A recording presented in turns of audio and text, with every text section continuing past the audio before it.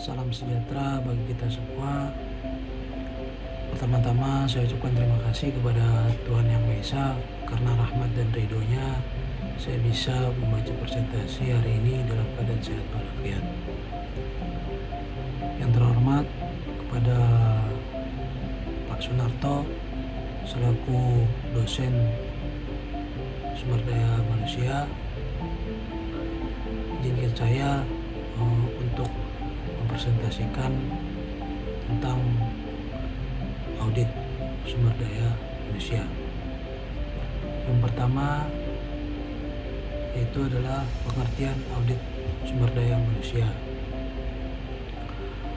Audit sumber daya manusia merupakan suatu proses sistematik dan formal yang didesain untuk mengukur biaya dan manfaat keseluruhan program manajemen sumber daya manusia dan untuk membandingkan efisiensi dan efektivitas keseluruhan program manajemen sumber daya manusia tersebut dengan kinerja organisasi di masa lalu, kinerja organisasi lain yang tepat dibandingkan efektivitas dan tujuan organisasi. Merupakan suatu proses sistematik dan formal untuk mengevaluasi kompatibilitas fungsi sumber daya manusia dengan tujuan dan strategi implementasi berfungsi sumber daya, kebijakan dan prosedur SDM, serta kinerja setiap program SDM. Lalu, latar belakang perlunya sumber daya manusia. Sumber daya manusia memiliki peran penting dalam menentukan keberhasilan dan pencapaian tujuan perusahaan. Dalam penciptaan tujuan tersebut, sumber daya dituntut untuk mampu meningkatkan produktivitas kerja demi kelangsungan dan peningkatan kinerja, pendapatan dan keuntungan bagi perusahaan. Bila di mana suatu perusahaan dengan banyak karyawan yang mengalami gangguan produktivitas dan kesehatan, maka perusahaan dapat terganggu. Gangguan ini dimaksud meliputi beberapa hal, diantaranya tidak ada gairah kerja karyawan yang dapat menyebabkan produktivitas kerja menurun. Sebagai akibat, rutinitas yang terus-menerus yang berakibat pada kebosanan dan ketidakpuasan kerja. Lalu, norma audit. Audit adalah proses yang sangat penting dalam manajemen. Namun demikian, pelaksanaan audit dapat digunakan karena berbagai alasan. Pertama, adanya benturan kepentingan. Karena itu, audit dibatasi oleh berbagai norma. GAAS atau GAS mencukupi mutu profesional, akuntan publik, dan pertimbangan dalam pelaksanaan pelaporan audit. Michel Hardy, GAS terdiri dari norma umum, norma pelaksanaan umum, dan norma pelaporan. Ya, terima kasih Saudara Komaruzzaman. Selanjutnya ada manfaat audit SDM. Yang pertama, menemukan masalah-masalah personal yang penting. Yang kedua, memastikan kepatuhan yang tinggi terhadap persyaratan legal. Yang ketiga, kurangi biaya SDM melalui prosedur personali yang efektif. Yang keempat, menciptakan penerimaan yang lebih besar akan perubahan-perubahan yang diperlukan dalam Departemen SDM. Yang kelima, memberikan tinjauan yang seksama atas sistem informasi Departemen SDM. Selanjutnya ada tujuan audit SDM. Yang pertama yaitu menilai efektivitas dari fungsi SDM. Yang kedua, menilai apakah program aktivitas SDM telah berjalan secara ekonomis, efektif, dan efisien. Yang ketiga, memastikan ketaatan berbagai program aktivitas SDM terhadap ketentuan hukum, peraturan, dan kebijakan yang berlaku di perusahaan.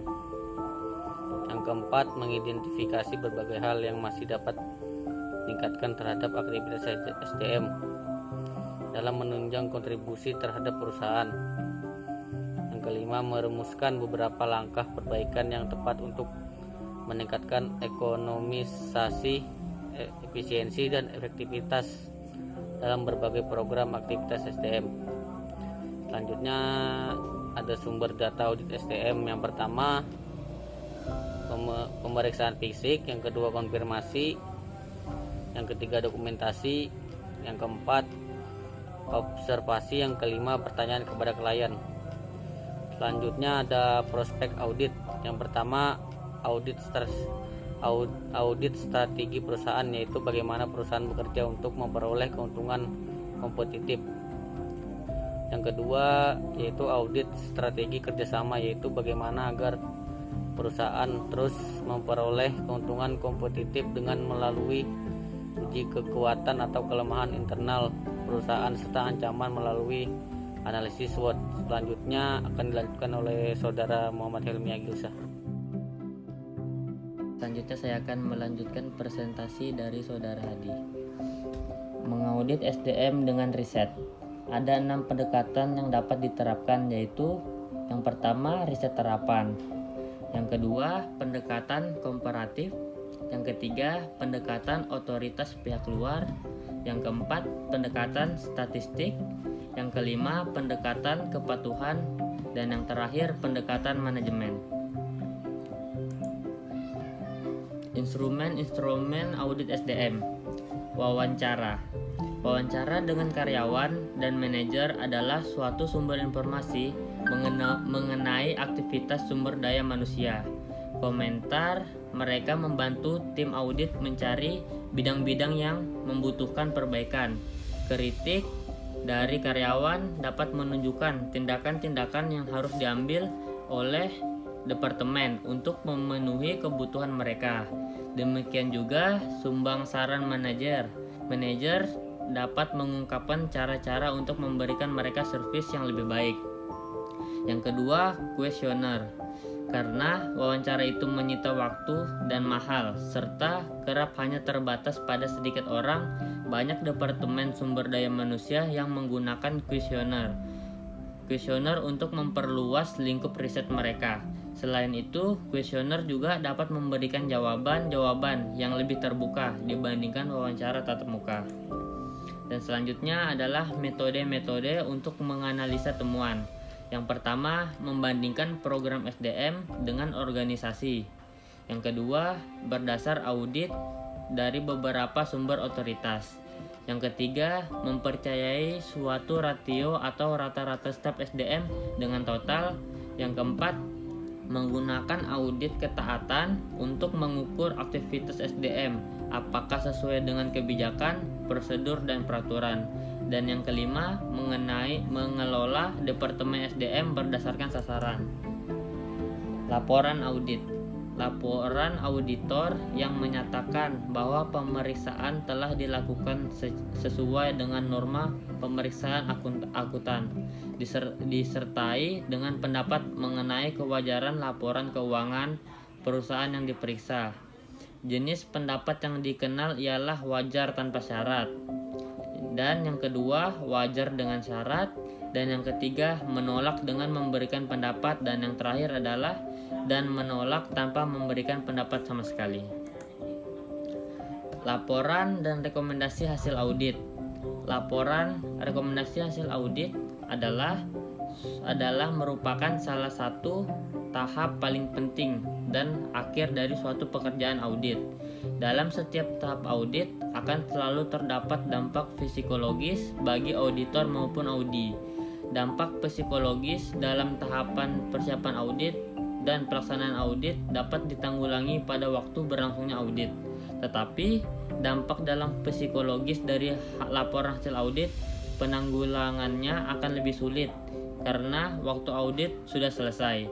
Laporan merupakan salah satu bentuk komunikasi tertulis formal sehingga auditor tidak dapat mengetahui reaksi auditi secara langsung. Laporan telah didistribusikan kepada berbagai pihak sehingga semakin banyak pihak yang terlibat.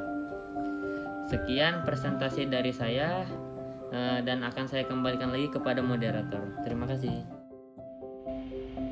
Demikianlah presentasi ini yang bisa kami sampaikan. Semoga presentasi ini bisa menjadi bahan pembelajaran bagi kita semua, dan saya dan teman-teman mohon maaf jika ada kata-kata atau penyampaian dan pembuatan presentasi yang kurang. Saya ucapkan wabillahi taufiq wal hidayah. Wassalamualaikum warahmatullahi wabarakatuh.